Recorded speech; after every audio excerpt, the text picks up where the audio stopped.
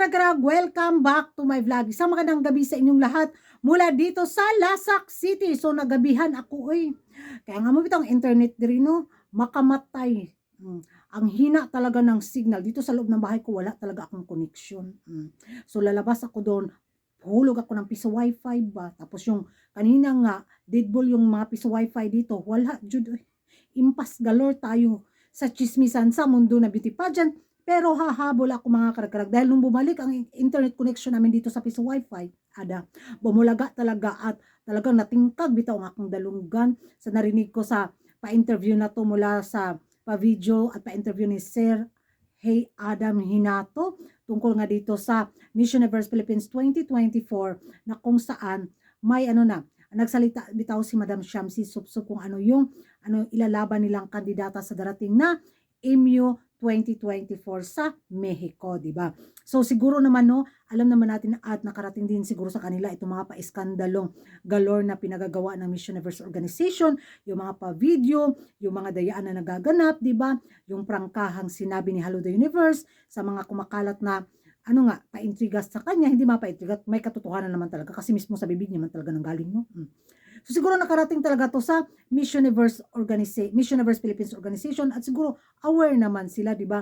Dahil kung anuhin bitaw natin, paiba-iba yung mga pa-taste na hinahanap ni Hello the Universe sa mga kandidatang nanalo sa MU Crown mula nang siya yung nakaupong bilang may-ari. So alam naman natin na may kasama na si Hello the Universe na si Paring Raul bilang namamahala sa Miss Universe Organization. So exciting na laban to mga karag-karag kung papasaba sa panlasa nila yung kandidatang ipapadala ng Miss Universe Philippines Organization sa taon na to, di ba? So sa video na mapanood at marinig nyo mga karag-karag, so ito yung naging statement ni Madam Shamsi Supsupli. I feel like it's just that we have to choose the girl that best represents us.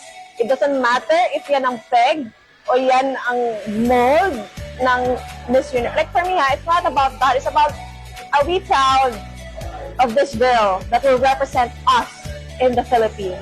It doesn't matter if siya ba yung hinahanap. Ang importante, is she the best representation of who we are as Filipinos? And will she be able to show that to the stage, to the universe stage? Yun lang yun We can't really predict it. Even if the panel of judges, you don't have a say on that, diba? So, sa akin, it's more of preparing the girl mentally, emotionally to receive all of, not just the bashing, but of course the praise. Kailangan lang talaga maging level-headed siya and just be secured in herself. So, we'll see. Karag narinig na ninyo ang pahayag ni Madam Shamsi Supsupli, di ba? So agree ako doon sa sinabi niya na as na lang bitaw i-represent ng kandidata ko ang bansang Pilipinas sa Miss Universe stage. Hindi na wala tayong expectation sa taon na to, di ba? Basta iwagayway lang na yung bandila doon sa sa Mexico, di ba?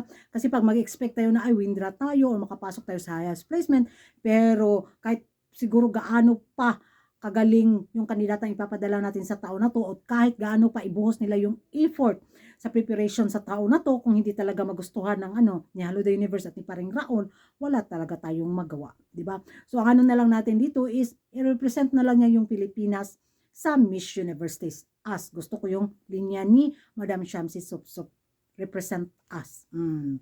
Nakatama ba ko So yan ang mga garag-garag, ano yung masasabi ninyo? Agree ba kayo sa naging pahayag ni Madam Shamsi Supsupli? Mag-ingay tayo sa comment section at kung hindi ka pa nakapag-subscribe sa YouTube channel ko, don't forget to like and subscribe. Kuragan Karag, ang babae lagi na karag-karag. And see you in my next vlog. Bye-bye!